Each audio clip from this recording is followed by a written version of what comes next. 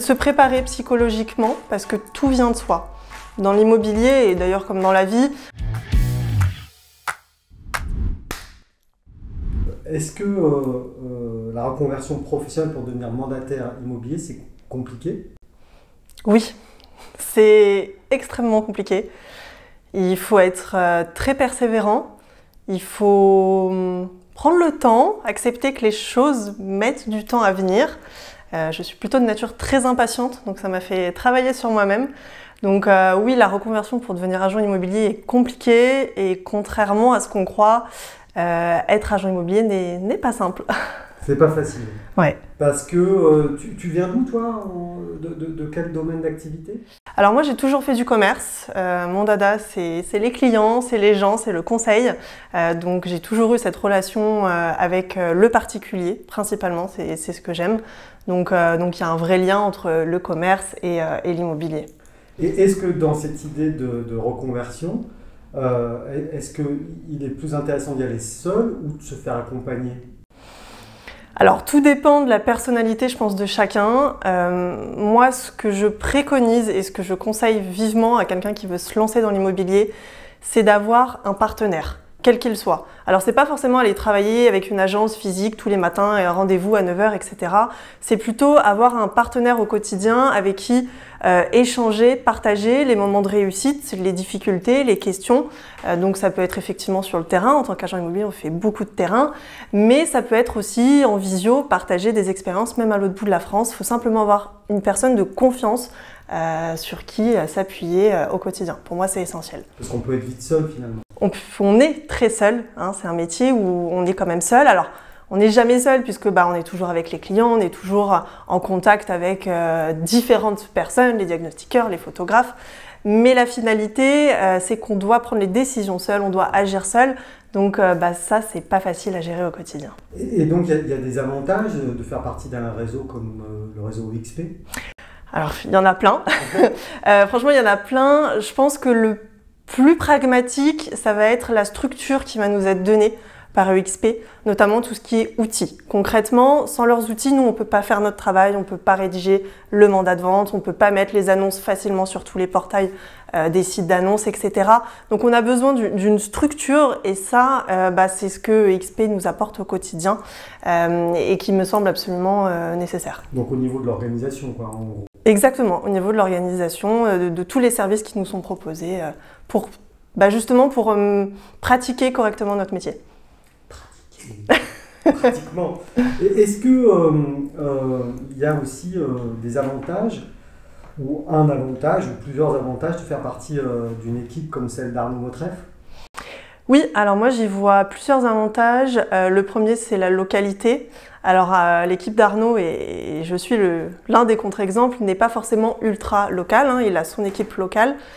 Pour ma part et comme d'autres, on est en dehors de la région où il est, mais justement on se retrouve, on fait des moments de partage ensemble et cette proximité elle est nécessaire. On parlait de la solitude, le fait de pouvoir partager physiquement, de se rencontrer en tant que team et d'avoir une vraie entité, c'est essentiel pour grandir ensemble. On a tous des compétences différentes et ça nous aide à avancer avec les savoirs des autres tout simplement.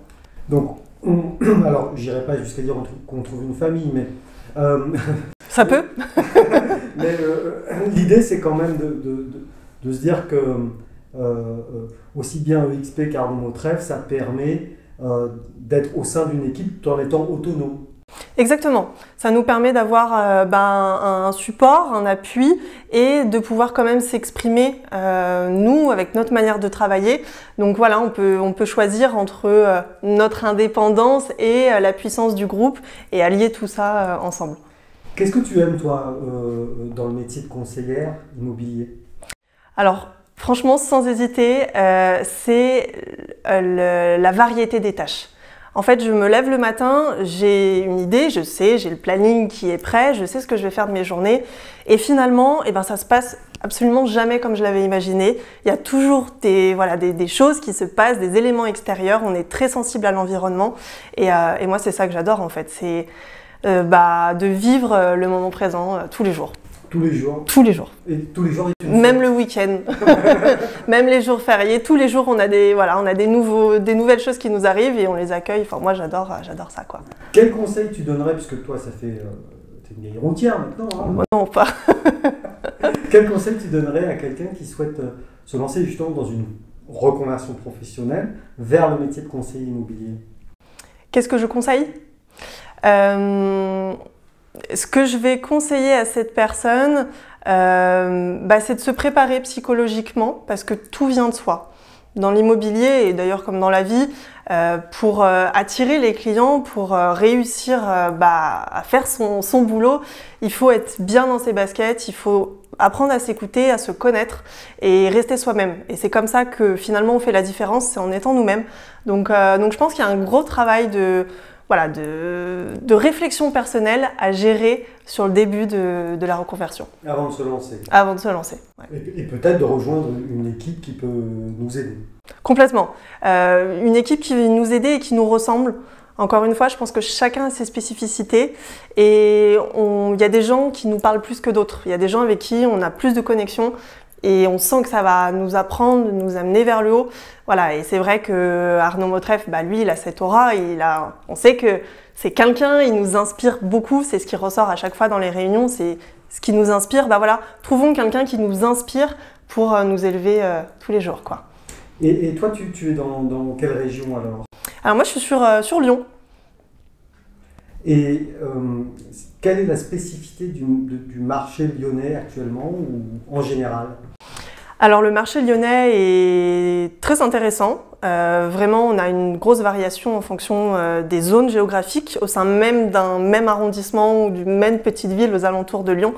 Donc c'est très riche par rapport à ça parce qu'il faut connaître son secteur très précisément. On dit qu'un bon agent immobilier, c'est souvent un agent local, il travaille autour de chez lui parce qu'il connaît vraiment son secteur.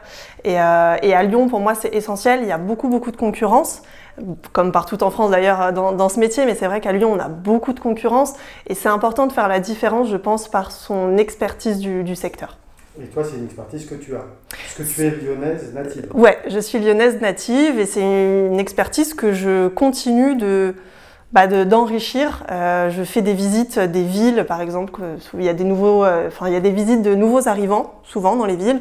J'aime bien faire ces visites-là pour découvrir, pour toujours apprendre des choses au quotidien, quoi. Parfait. Comment est-ce que tu peux réussir, tu l'as dit, il y a beaucoup de concurrence dans ce métier-là, comment est-ce qu'on peut réussir malgré cette forte concurrence et malgré la crise immobilière qui semble poindre? Qui est déjà là, hein, depuis un petit moment la crise, moi je la ressens depuis au moins 6-8 mois. Je pense que la seule manière de réussir, de continuer de réussir, c'est de faire les choses avec le cœur et de la meilleure manière possible. Finalement, de délivrer le service qui nous semble être le meilleur, parce que finalement, si on a fait de notre mieux, il n'y a pas de raison que ça ne fonctionne pas. Donc pour moi, c'est l'axe, il est là, de toujours faire du mieux qu'on puisse, essayer de le faire différemment des autres, c'est bien aussi.